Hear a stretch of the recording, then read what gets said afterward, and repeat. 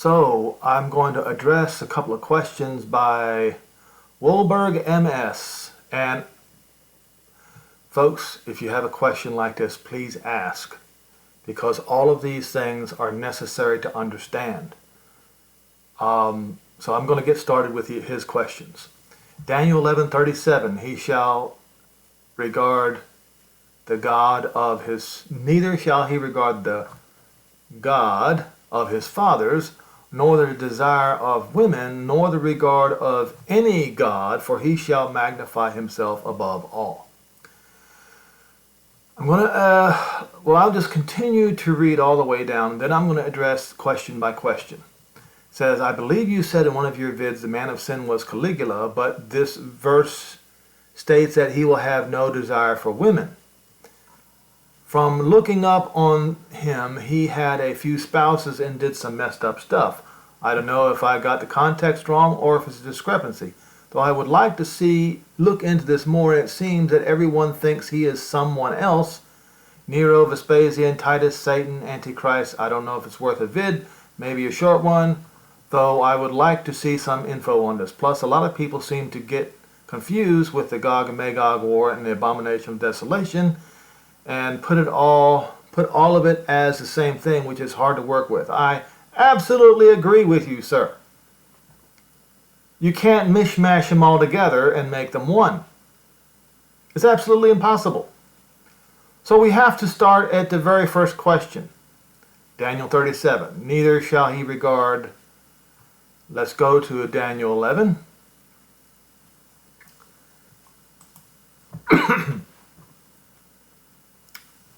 And get Strong's Concordance up here.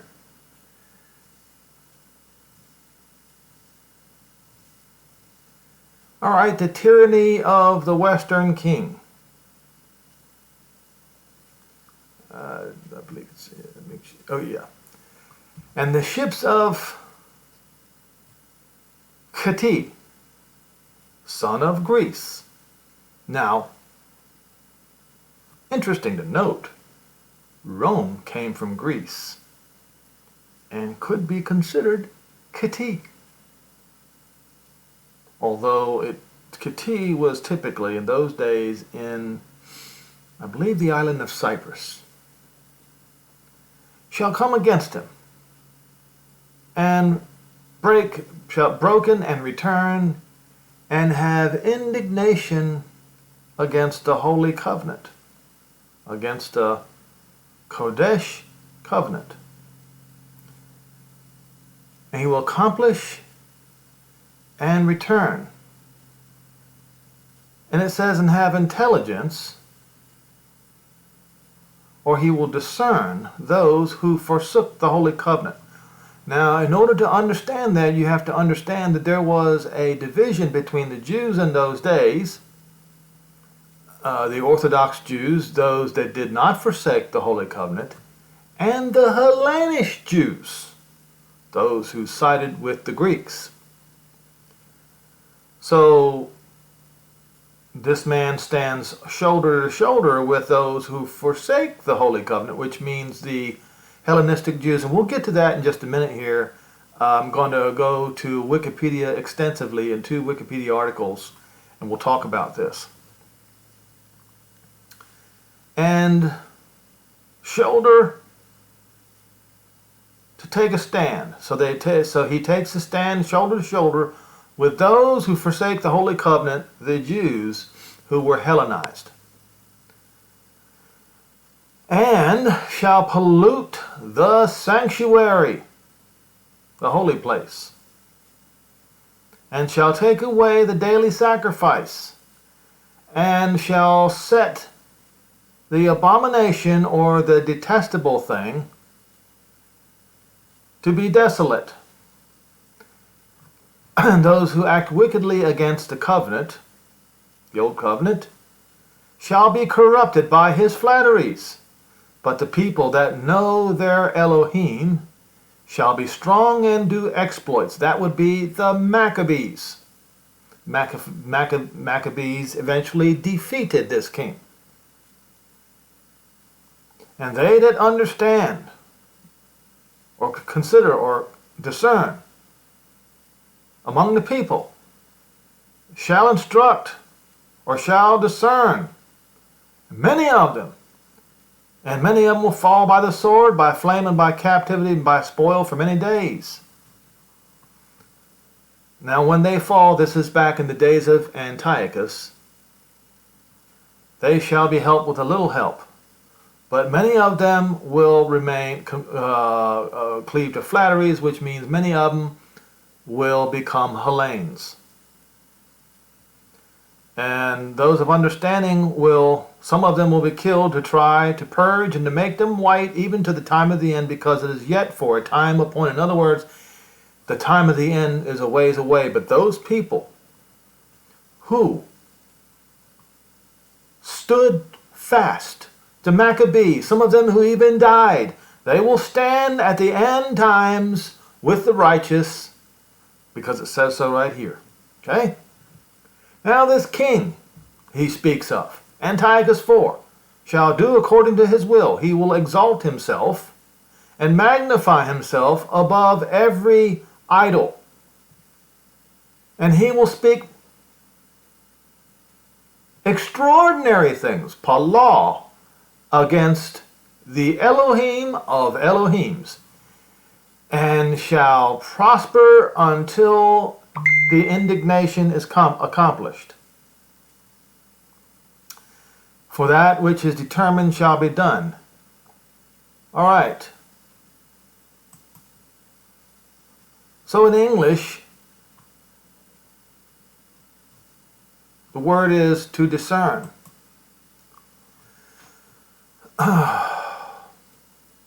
So he's going to magnify himself above all idols, including the creator of all.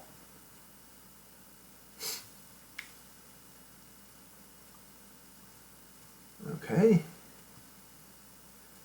So in English it's written this way: neither shall he regard the God of his fathers, nor the desire of women, nor regard for any Eloah, for he shall magnify himself. And this word actually means to magnify himself above all.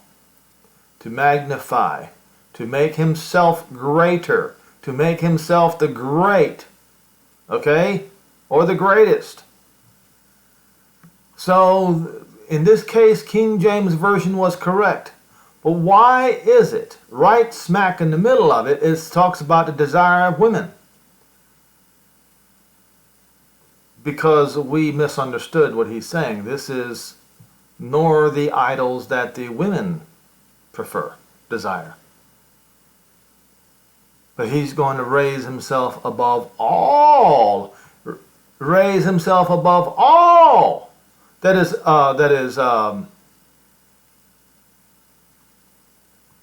you see? And what did he do? Let's start reading. So I want to make sure everybody gets context. This is not talking about sexual desire. This is talking about idolatrous desire of women. Women's idols, like Athena, etc.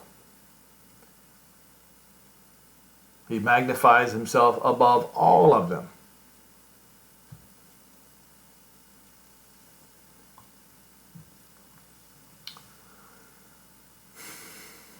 Now it says, his base, weighty burden, I suppose that means to honor. Honor, yes.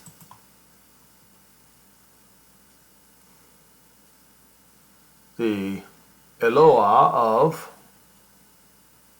protection.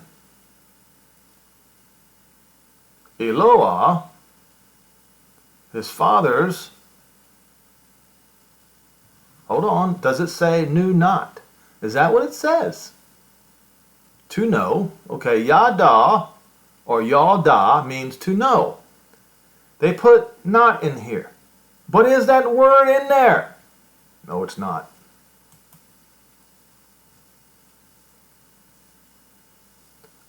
Honor, fierce, glorious, along with abounding, achieve honor, become burdensome. So the same word has two meanings. So we have to use the correct word, honor. So it does not say he will, does not say a God whom his fathers knew not. It says an idol his fathers knew. What is the greatest idol of all the Greeks? Come on, you guys took Greek mythology class. I know you did, because I did. It's Zeus. It's Zeus.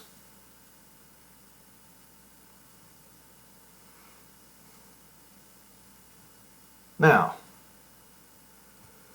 the reason why they added not, it is because of a misunderstanding of what is written right here. Thus shall he do in the strongholds with a strange Eloah, strange to the Jews, but not strange to his fathers. Does not say not here.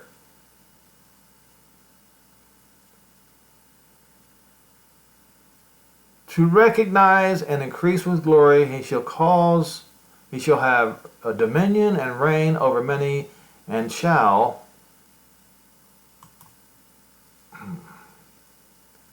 divide and share the land for the Eretz, or this is the Adma, still means the same thing, for gain.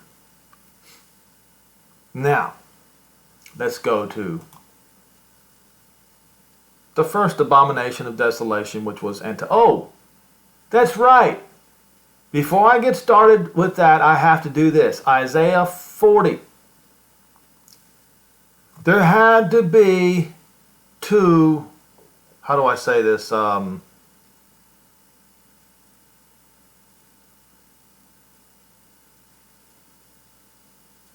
Two destructions of Jerusalem. An absolute destruction. What Antiochus did was not an absolute destruction.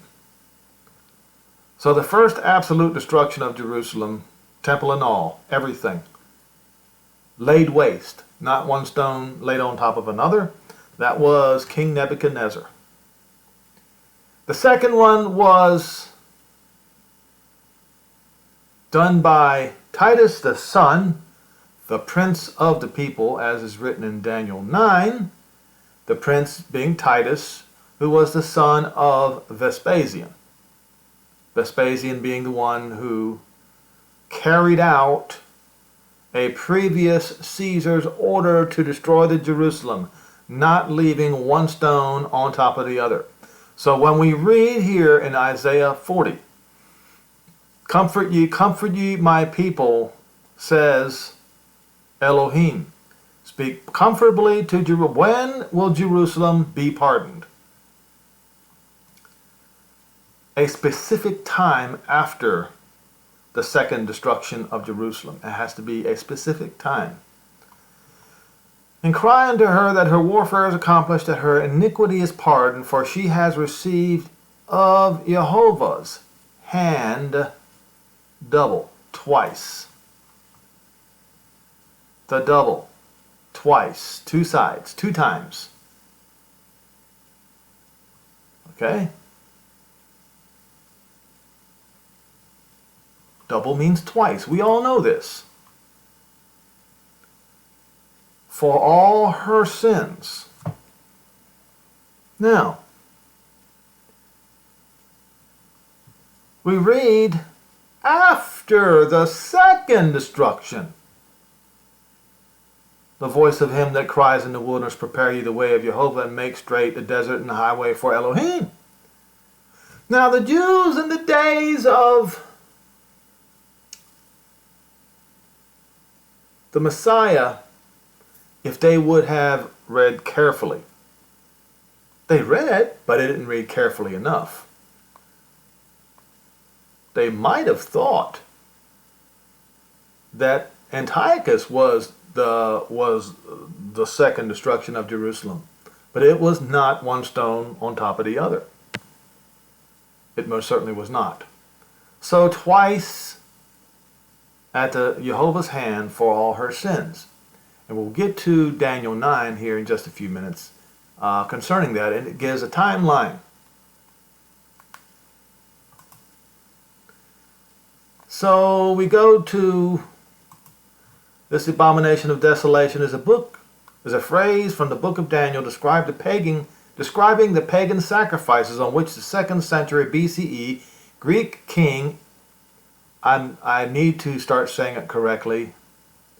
I'm so used to saying Antiochus, I need to say Antiochus because that is the correct way of saying it. Replaced the twice daily offering in the Jewish temple. That's exactly what it's written in Daniel 11. That's exactly what it's written.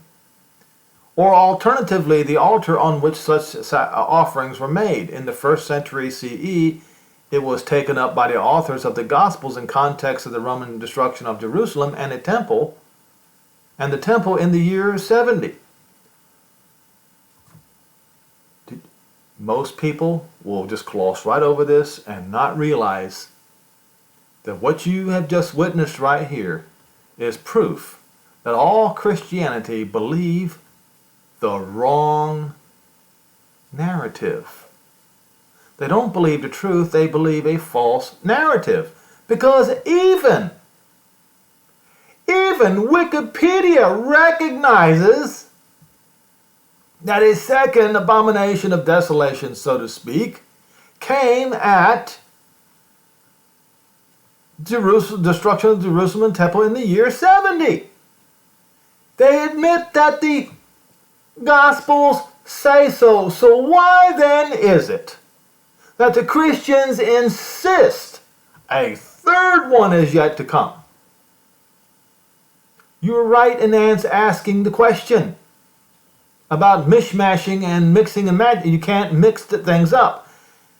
You have the first abomination of desolation, which was Antiochus 4. Now, somewhere in here they point out a jumbling up here as well. So I'll continue reading. With Mark giving, not Jesus, but Yehoshua a speech concerning the second coming. Matthew 24:15-16 added a reference to Daniel. And Luke 21, verse 20 through 21, giving a description of the Roman armies, but when you see Jerusalem surrounded by armies. That's because I'm not saying each of these three gave a different account. What I'm saying is there was a slightly different approach to the account that Luke made in comparison to both Matthew and Mark. I'll get to that if I can remember to do so. In all three, it is likely the authors had in mind a future eschatology end time. Nope.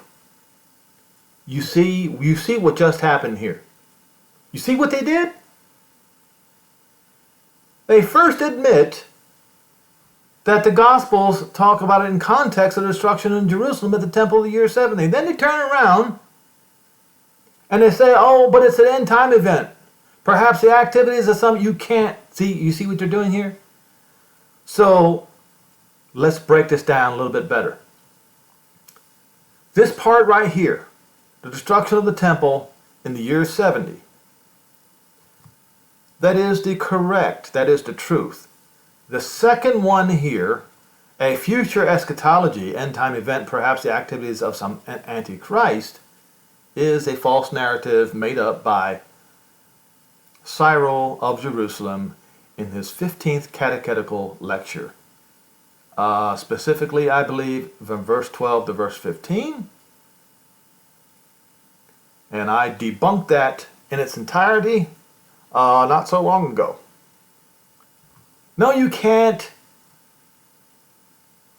you can't say it happened in the year 70 and it happens in the future, because that would be three destructions, three appointed destructions of Jerusalem. And when I say destruction, I mean total annihilation. It only happened twice. Nebuchadnezzar,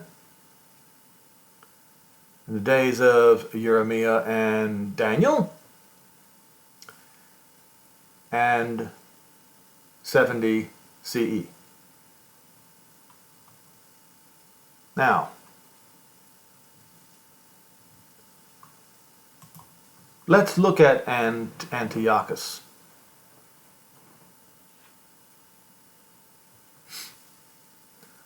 So he called himself Antiochus Epiphanes, which is an abomination.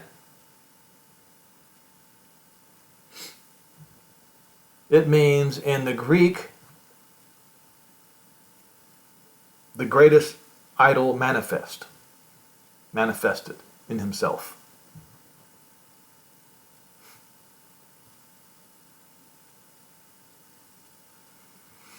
But he was also called Epimanes, the madman.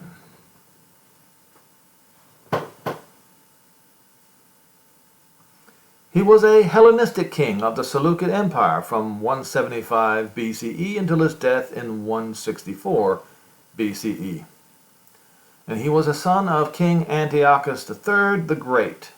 His original name was Mithridates. Mithridates, original form Mithridates. I can't, just different spelling, I guess. He assumed the name Antiochus after he ascended the throne.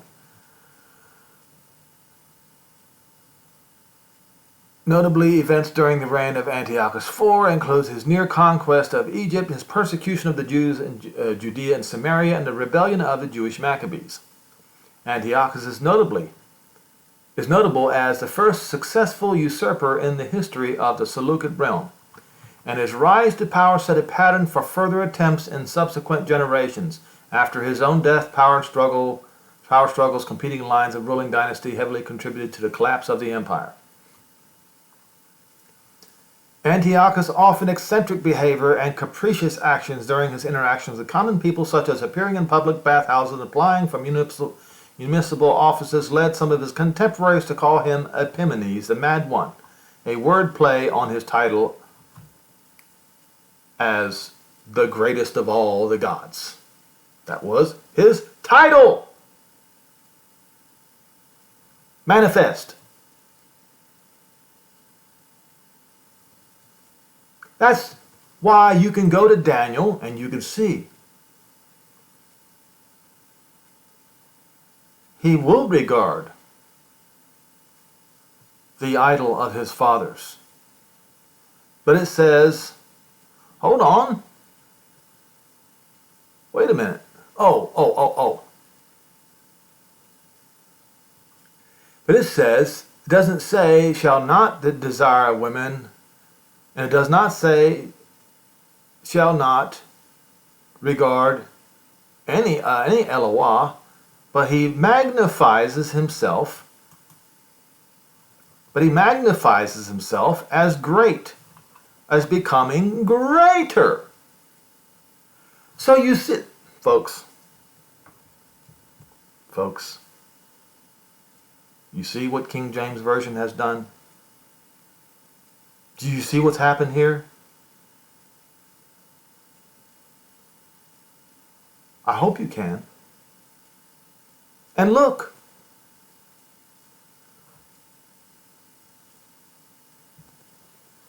I want to point out something here.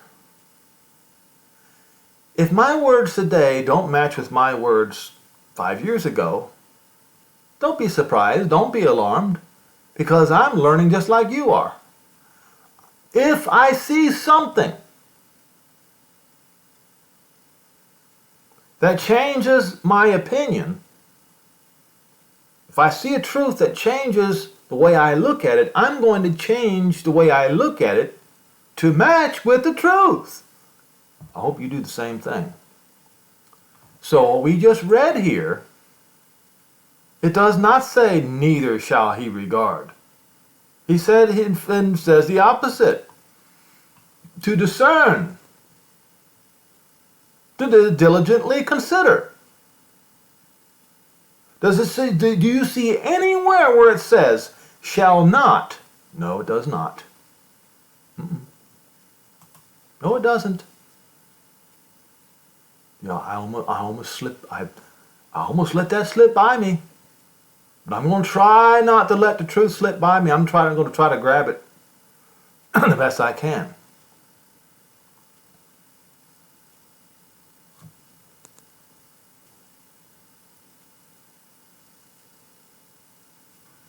He will become great.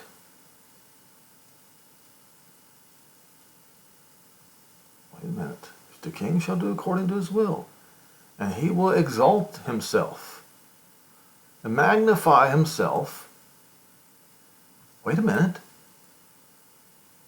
As a god. That's what it says. You see what King James Version has done here. As a ale. And he will speak extraordinary things.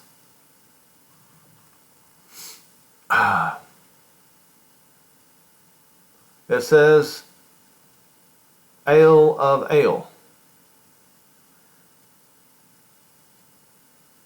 And apparently shall prosper, or penetrate, or invade, until indignation is accomplished. So what I'm trying to tell you is the narrative that you see with King James Version is false. You must read this with strong concordance. All right, so he will regard the Elohim or the El of his fathers. And he also the ones desired by women. And it doesn't say any, it just says and Eloah. And magnify himself greatly. And in his estate he will honor the Eloah of forces, protection.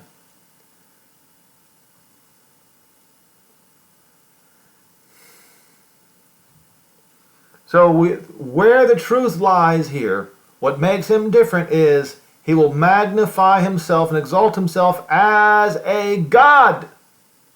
Right here in verse 36. Right where you see it right here, right now. And he did. All right? So, he did it by calling himself, and I quote him, Antiochus Epiphanes.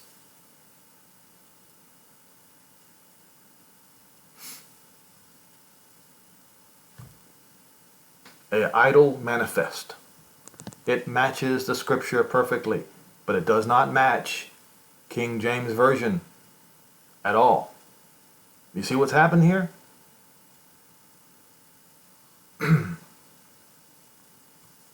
Now, I could go on about all of his exploits, but we read in Daniel. I've just showed you how, and you can look at all through this, and you can find how he exploited the how he killed a bunch of people, and he stood shoulder to shoulder with the Hellenized Jews right here, exactly as it says in Daniel 11. In order to consolidate his empire and to strengthen his hold over the region, he outlawed Jewish religious sites, traditions kept by observant Jews, and ordered the worship of Zeus. Now, I have shown you many, many times that Zeus is the devil himself, and that XESus is an honor of Zeus and is the image of Zeus. Hence the image of the beast.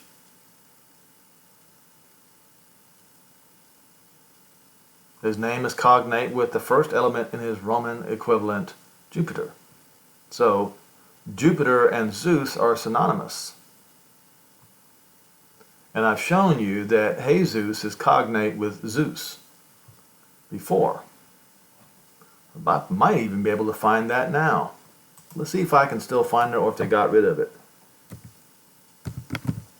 Or is it... No, it's Deus. Hold on. Deus is cognate with Zeus.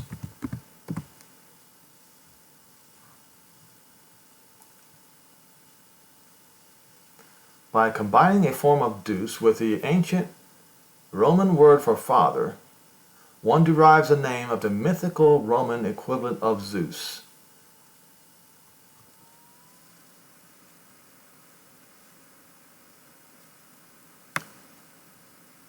That is the name that all the Latins worship, Deus, the Roman equivalent of Zeus. I've already explained to you about how God is the idol, but it's cognate with Deus and Zeus,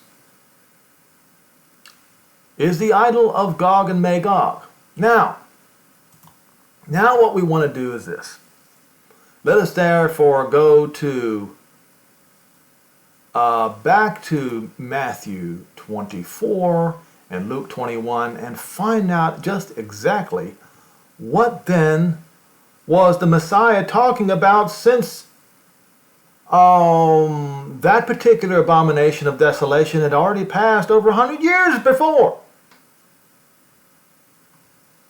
Verse 15, when you therefore see the abomination of desolation, well, that already occurred, spoken of by Daniel the prophet, stand in the holy place. Then he provides a caveat. Whoso reads, let him understand. Aha.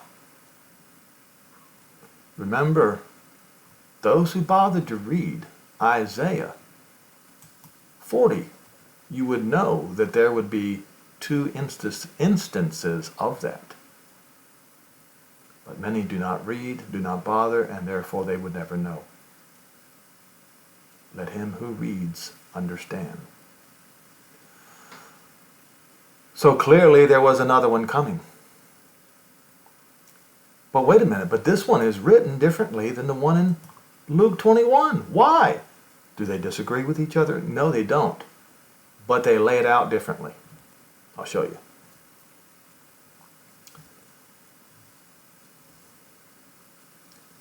Verse 20 of Luke 21 says, when you shall see Jerusalem compassed with armies, then you know its desolation is nigh.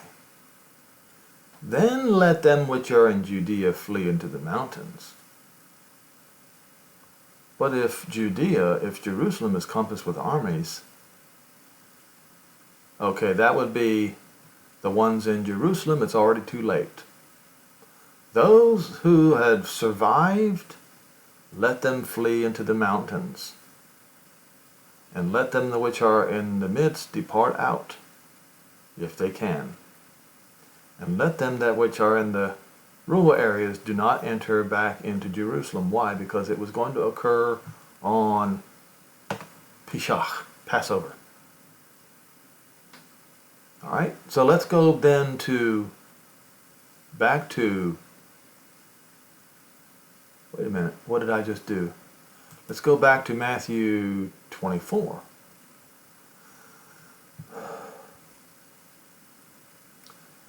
When you see the abomination of spoken of by Daniel the prophet stand in the holy place,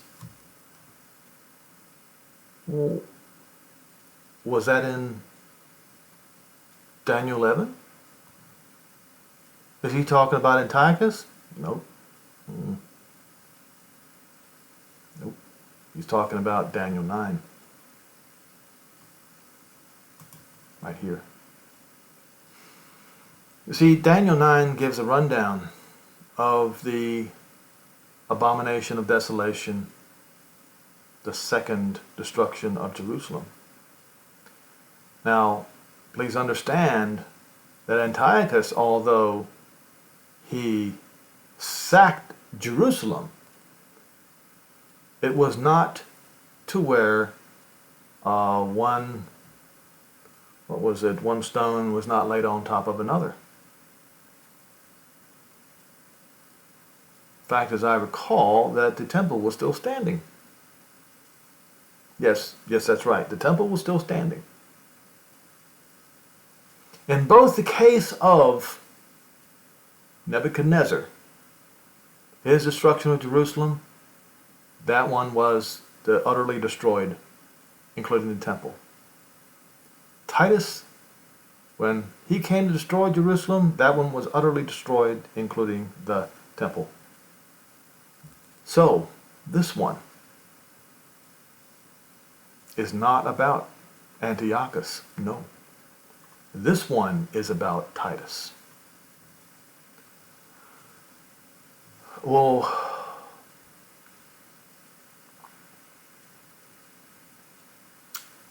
we're going to go ahead and start, and after 62 weeks,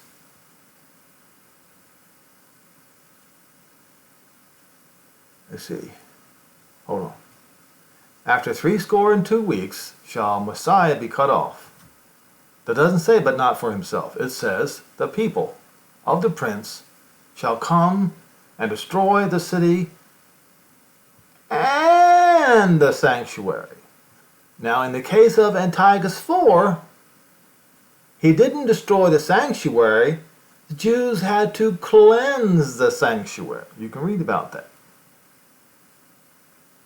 And the end thereof with a flood, a shetef. Now, shetef can mean an outburst of water, an outburst of anger, an outburst of people. It's a deluge literally or figuratively, okay? In that case, it was an outburst of people when they burst into the city. And if you read about Titus's destruction of Jerusalem, you'll see how this kind of language matches with what happens here. All right?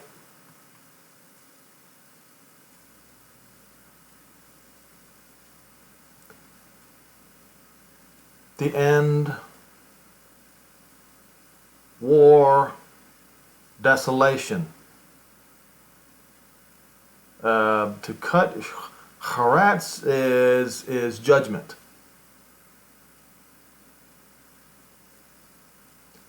Now it says, mighty covenant with many.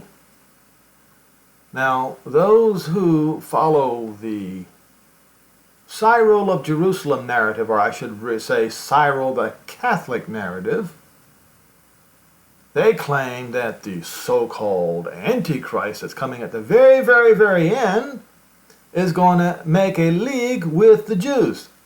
It's not true. That's not what it says. It does not say that here.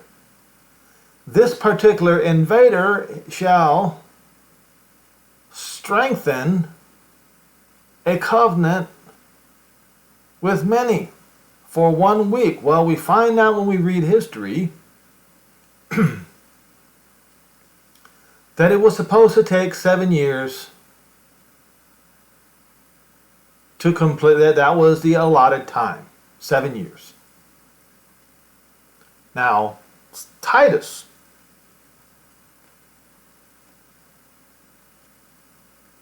made his generals agree that they would not destroy the temple. You can read that in your history books. You can read that on Google. That he wanted to take the entire temple, look it up, from Jerusalem to Rome and place it in the Roman pantheon. But the Jews fought so violently against the Romans that Titus lost control of his army. They were already burning down the temple when they finally burst in like a flood. Then there was no way he could undo it.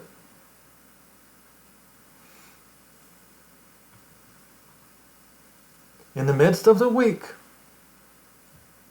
after 3.5 years, the sacrifices and the oblations had ceased. That was around July of 70 CE. And for the overspreading of abomination, detestable thing, shall he make it desolate even until it's consumed, and that determined will be poured out to be desolated.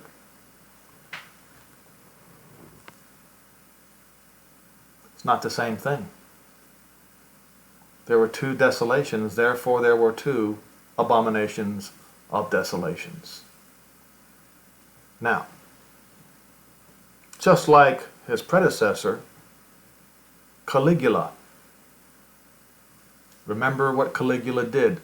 Now, Paul was not talking about the abomination of desolation. Paul was talking about the man of sin. If you go to 2 Thessalonians 2, all right?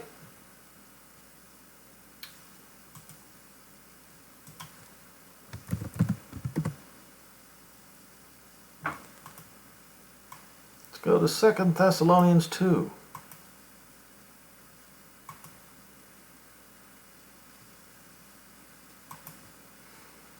Paul was talking about something that was going to happen in the days of the people he was talking to. Going to cause a great Jewish revolt. And once again, Cyril the Catholic twisted the words of Paul and made it sound like something else. So everybody, you're going to have to drop this Catholicism totally and completely. Otherwise, you will be always confused.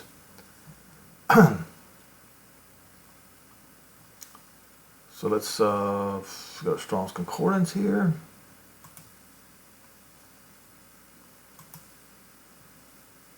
The man of sin. That's not the abomination of desolation. Not the same person. Not even the second abomination of desolation. You see? It's not the same. Paul didn't call him the abomination. Well, so why are everybody else calling him the abomination of desolation? Now we beseech you, by the coming of our Master Yehoshua Moshiach, and by our gathering together unto him, that you be not so soon shaken in mind, or be troubled in spirit, nor by any word, nor letter as by from us, as the day of Moshiach, as if the day of Moshiach is somehow at hand. Because it's not. He was trying to dispel. You think it's right now. No, it's not. A lot of things have to happen first. And he mentions this one. Let no man deceive you by any means, for that day shall not come, except there come a great revolt. Not a falling away. Nope. Not a falling away. A great revolt. A revolt. Not in the church. The great Jewish revolt. And why is this great Jewish revolt happening? Because that man of sin caused the great Jewish revolt, the son of destruction, who opposes and exalts himself above all that is called a theos, or that is worshipped, so that he sits in the temple of Elohim, showing himself that he is. Remember you, when I was with you, I told you these things. And that was Caligula. He started the Jewish revolt that caused the destruction of Jerusalem. He caused it. It was him. He's not Antiochus IV. He's not Titus. The Abomination of Desolation was what Titus did, the second one. The Abomination of Desolation, the first one, was what Antiochus IV did. This man of sin, the king of Rome, Caligula, was the man of sin. Now, I've done video after video, over and over. You can look at what Caligula did, how he put the statue of Zeus as himself in every synagogue in his entire realm, including the one in Jerusalem. He did. Those there argue that he didn't, but he did.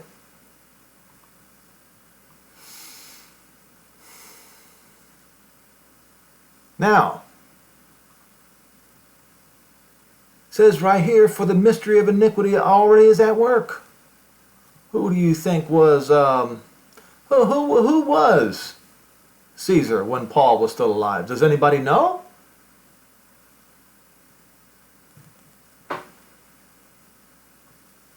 I can always ask and find out. Who was Caesar in the days, I can't even spell, of Paul. No, I should be in the latter days of Paul.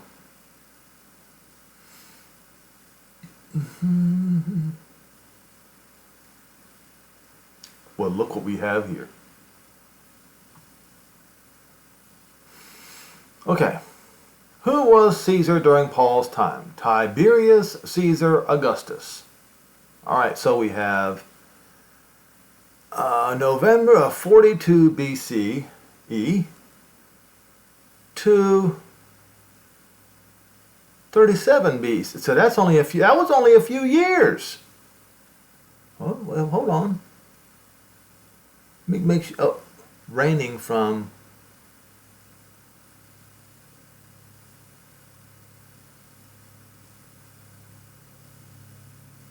Reigning from AD 14. But here's what I'm getting at. Well, who was his successor? Paul was surely still alive. He said, for the mystery of iniquity is already at work. Who was the successor? Caligula. The mystery of iniquity is already at work. The Caesarhood was about to change hands from Tiberius to Caligula.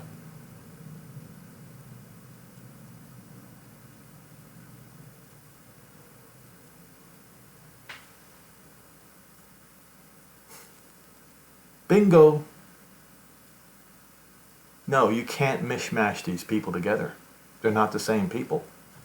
But let me show you this.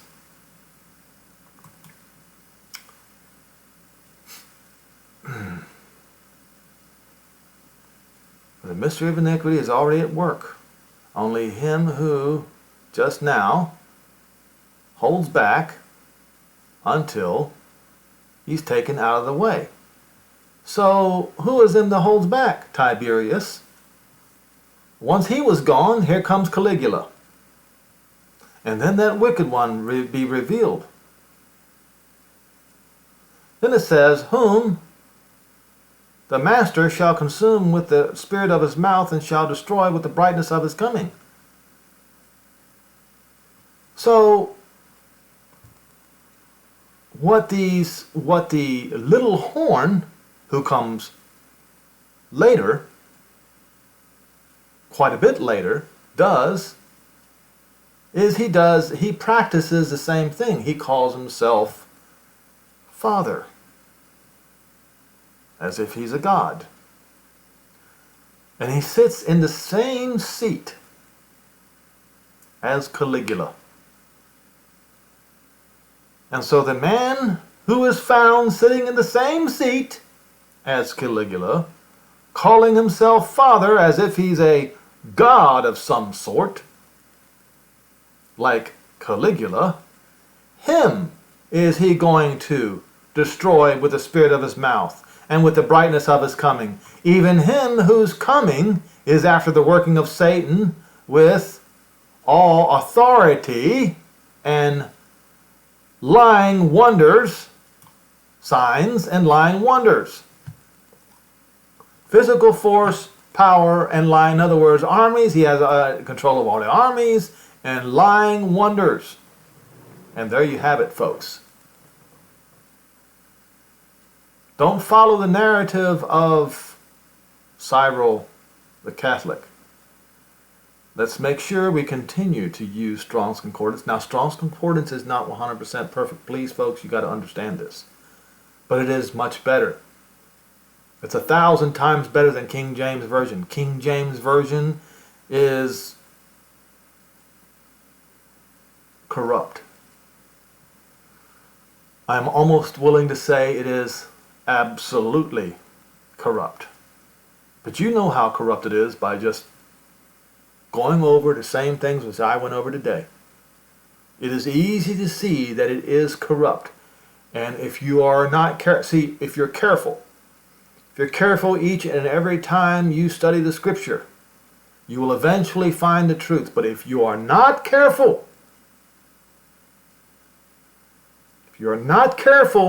the truth will be taken away from you. So let's please be careful. Take great care. And let's go where the truth takes us. Now, once again, I can't think of a single reason to take money from people, but I can think 1,000 reasons why not to. This being one of them.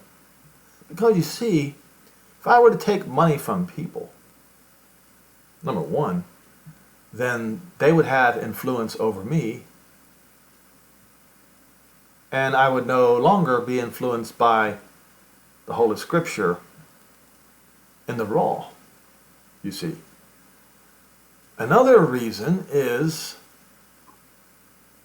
if I tell a bald-faced lie and take people's money,